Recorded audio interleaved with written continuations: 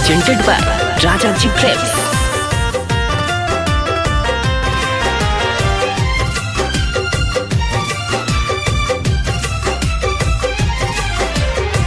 माइके ना सतैहा दिल ना दुखैहा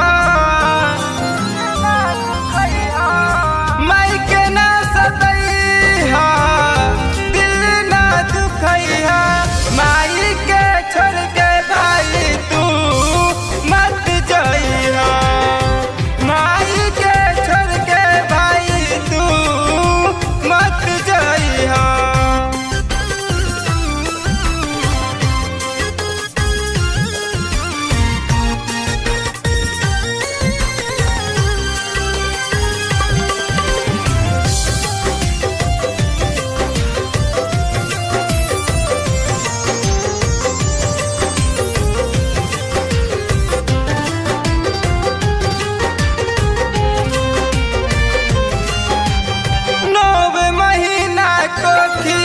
मैं तो सबके पलनी हो कितना भी दुख आइल तू तो सबके झलनी हो।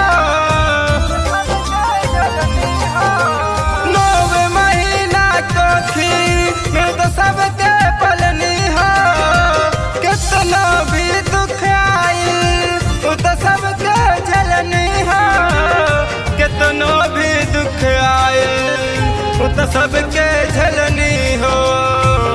माई के ना सतैहा दिल ना दुखैहा माई के छोड़ के भाई रे मत जइहा माई के छोड़ के भाई रे मत जइहा।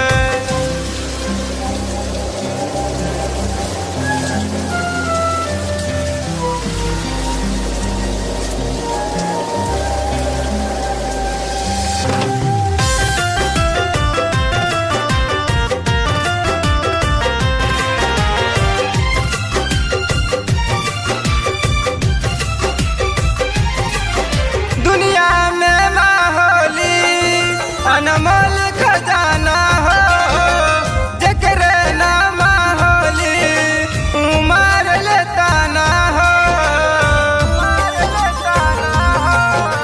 दुनिया में माहौली अनमोल खजाना हो जकरे ना माहौली उतमार लेता ना हो जकरे ना तमार लेता ना हो। मानद गवैया सबके बतैया माई के छोड़ के भाई रे मत जइहा माई के छोड़ के भाई रे मत जइहा। Rajaji Recording Studio, Paharpur, Raghopur, Vaishali.